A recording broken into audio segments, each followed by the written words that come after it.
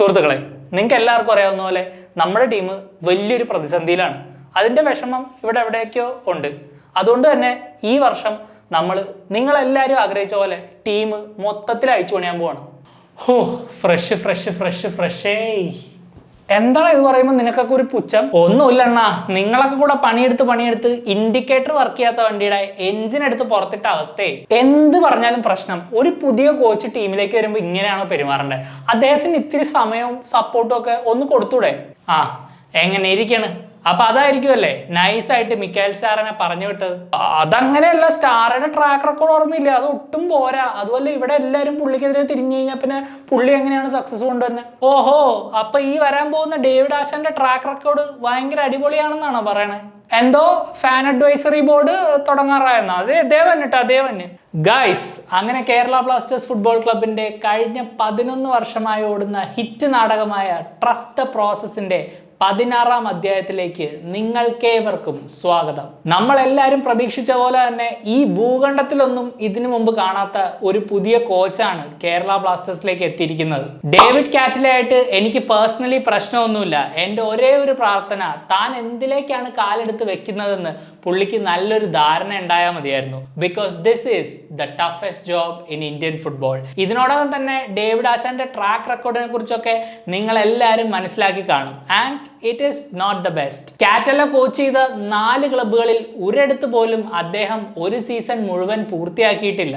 ഈ ഒരു ഫാക്ട് നമുക്ക് എല്ലാവർക്കും അറിയാമല്ലേ? പക്ഷെ ഞാനിനി പറയാൻ പോകുന്ന ഡേവിഡ് കാറ്റലയെ കുറിച്ചുള്ള 5 കാര്യങ്ങൾ നിങ്ങളിൽ പലർക്കും ഒരു അത്ഭുതമായി തോന്നിയേക്കാം. 5ാമത്തെ പോയിന്റ്, വെറും 44 വയസ്സ് മാത്രം പ്രായമുള്ള ഡേവിഡ് കാറ്റല കേരള ബ്ലാസ്റ്റേഴ്സിന്റെ ചരിത്രത്തിലെ തന്നെ ഏറ്റവും പ്രായം കുറഞ്ഞ കോച്ചാണ്.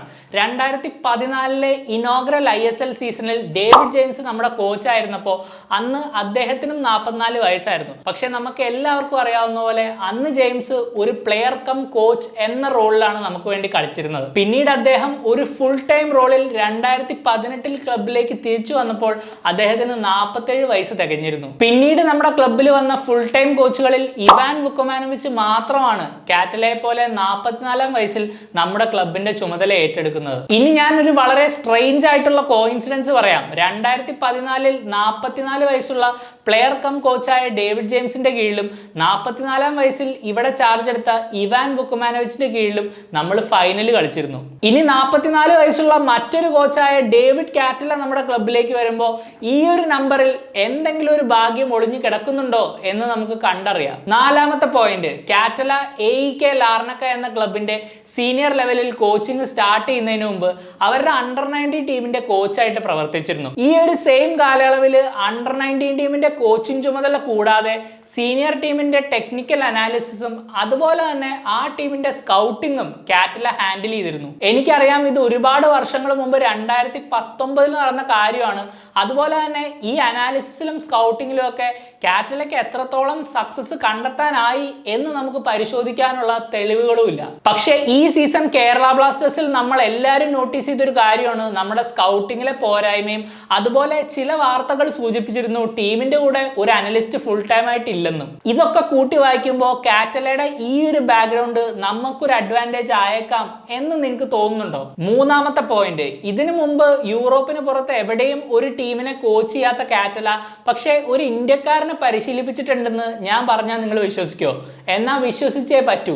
ഇംഗ്ലണ്ടിൽ ജനിച്ച ഇന്ത്യൻ വംശജനായ സിമ്രൻജിത്ത് തണ്ടിയാണ് കാറ്റലയുടെ കീഴിൽ AEK ലാർണക്കയിൽ കളിച്ച ആ ഒരു പ്ലെയർ. ലെസ്റ്ററിൽ ജനിച്ച ഡിഫൻഡറായ Simranjit Leicester City, Stoke City എന്നീ ടീമുകളുടെ യൂത്ത് ടീമിന് വേണ്ടി കളിക്കുകയും ഇംഗ്ലണ്ട് അണ്ടർ 17 ടീമിനെ റെപ്രസെന്റ് ചെയ്യുകയും ചെയ്തിട്ടുണ്ട്. 2019 ഒരു ഫ്രീ ട്രാൻസ്ഫറിലൂടെ സൈപ്രസിലെ ലാർണക്കയിൽ എത്തുന്ന സിമ്രൻജിത്ത് 2021-22 സീസണിലാണ് കാറ്റലയുടെ കീഴിൽ ആ ക്ലബിൽ കളിക്കുന്നത്. പിന്നീട് ലാർണക്കയിൽ നിന്നും റിലീസ് ചെയ്യപ്പെട്ട സിമ്രൻജിത്ത് ഇപ്പോൾ സൈപ്രസിലെ ഫസ്റ്റ് ഡിവിഷൻ ക്ലബ്ബ് തന്നെയായ EN പാർലമെന്റിന്റെ ഭാഗമാണ്. ഒരു കേരള ബ്ലാസ്റ്റേഴ്സ് ഫാനിനെ സംബന്ധിച്ചിടത്തോളം ഇത് വളരെ യൂസ്ലെസ് ഇൻഫർമേഷൻ ആണെന്ന് പലർക്കും തോന്നിയേക്കാം. പക്ഷേ ഇന്ത്യൻ ഫുട്ബോളിലേക്ക് കൂടുതൽ PIO അല്ലെങ്കിൽ OCI താരങ്ങൾ വരണം എന്നുള്ളൊരു ആവശ്യകത ഉള്ളതുകൊണ്ട് തന്നെ ഇതെനിക്ക് എടുത്തു പറയണമെന്ന് തോന്നി. പോയിന്റ് നമ്പർ 2, 2019 ഡേവിഡ് കാറ്റല എന്ന ഡിഫൻഡർ ഫുട്ബോളിൽ നിന്ന് വിരമിച്ച് കോച്ചിങ്ങിലേക്ക് തിരിയുന്നത്. തന്റെ പ്ലേയിങ് കരിയറിൽ ഏകദേശം 13 വർഷത്തോളം കാറ്റല സ്പെയിനിൽ ചെലവഴിച്ചിരുന്നു. ഈ ഒരു കാലയളവിൽ അദ്ദേഹം ഫുട്ബോളിലെ ഒരുപാട് സൂപ്പർ താരങ്ങളുടെ കൂടെ കളിച്ചിട്ടുണ്ട്. പ്രീമിയർ ലീഗിൽ ഒരു തരംഗമായി മാറിയ പഴയ സ്വാൻസി സിറ്റി ഫോർവേഡായ മിച്ചു, പിന്നെ മുൻ റയൽ മാഡ്രിഡ് സ്ട്രൈക്കർ ഹൊസെലു, അതുപോലെ തന്നെ ലിവർപൂളിന് വേണ്ടി കളിച്ചിട്ടുള്ള സ്പാനിഷ് മുന്നേറ്റ നിര താരമായ ഇയാഗോ ആസ്പാസ് ഒക്കെ അവരുടെ കരിയറിൽ കാറ്റലയോടൊപ്പം ബൂട്ടണിഞ്ഞിട്ടുണ്ട്. ഇവർ മാത്രമല്ല, മുൻപ് ISL കളിച്ചിട്ടുള്ള ഒരുപാട് താരങ്ങൾ ഒരു സമയത്ത് കാറ്റലയുടെ ടീംമേറ്റ്സ് ആയിരുന്നു. അതിൽ ഏറ്റവും അമ്പരപ്പെടുത്തുന്നത് മുൻ ബംഗളൂരു FC സൂപ്പർ താരമായ മീക്കു സ്പെയിനിലെ സെക്കൻഡ് ഡിവിഷൻ ക്ലബായ UD സലമാങ്കയിൽ കാറ്റലയോടൊപ്പം കളിച്ചിരുന്നു എന്നുള്ളതാണ്. 2008-09 സീസണിലാണ് അന്ന് വെറും 22 വയസ്സ് മാത്രം പ്രായമുള്ള മീക്കു വലൻസിയയുടെ B ടീമിൽ നിന്നും UD സലമാങ്കയിലേക്ക് ഒരു ലോൺ അടിസ്ഥാനത്തിൽ കളിക്കാൻ വരുന്നത്.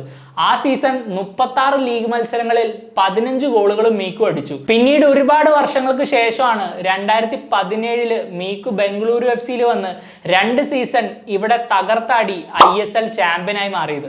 അതുപോലെ തന്നെ മുൻ നോർത്ത് ഈസ്റ്റ് യുണൈറ്റഡ് താരമായ മാറ്റ് ഡെർബിഷെയർ, നേരത്തെ പൂനെ സിറ്റിക്ക് വേണ്ടി കളിച്ചിരുന്ന ജോണത്തൻ വില്ല, ഈ 2 ടീമിനും കളിച്ച ബ്രൂണോ ഹെറേറോ, മുൻ Delhi Dynamos goalkeeper Tony Doblas എന്നിവരോടൊപ്പവും ഡേവിഡ് കാറ്റല മുമ്പ് കളിച്ചിട്ടുണ്ട്. ഇതിനേക്കാളൊക്കെ ഇൻട്രസ്റ്റിംഗ് ആയിട്ടുള്ള ഫാക്ട് എന്താണെന്ന് വെച്ചാൽ, മീക്കുവിനെ പോലെ തന്നെ വേറെ 2 മുൻ ബംഗളൂരു FC താരങ്ങളും ഡേവിഡ് കാറ്റലയ്ക്കൊപ്പം കളിച്ചിട്ടുണ്ട്. അതാരാണെന്ന് നിങ്ങൾക്ക് ആർക്കെങ്കിലും അറിയോ? അറിയാമെങ്കിൽ കമന്റ് ചെയ്യൂ.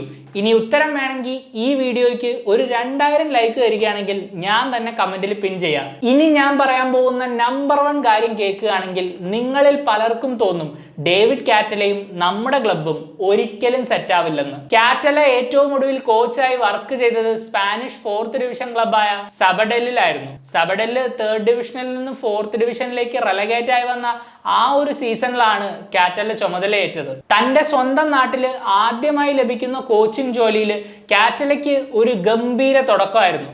ആദ്യ 11 മത്സരങ്ങളിൽ 21 പോയിന്റോടെ സബാഡെല്ല് പോയിന്റ്സ് ടേബിളിൽ 1ാം സ്ഥാനത്തേക്ക് കുതിച്ചു കയറി. പക്ഷെ പിന്നീട് അവിടെ നിന്നുള്ള 7 മത്സരങ്ങളിൽ 6 ഡ്രോയും 1 തോൽവിയുമായി സബാഡെൽ 10ാം സ്ഥാനത്തേക്ക് പിന്തള്ളപ്പെട്ടു. ഈ ഒരു വീഴ്ചയിലാണ് കാറ്റലയ്ക്ക് അദ്ദേഹത്തിന്റെ ജോലി നഷ്ടമാവുന്നത്. ഇതിൽ വളരെ സ്ട്രെയിഞ്ച് ആയിട്ടുള്ള കാര്യം എന്താന്ന് വെച്ചാൽ, കാറ്റലയുടെ സാക്കിങ്ങിന് തൊട്ടു മുമ്പേ സബഡൽ മാനേജ്മെന്റ് ഈ ഒരു റിസൾട്ട് ഇല്ലായ്മ കൊണ്ട് ഒരുപാട് ക്രൂശിക്കപ്പെട്ടു.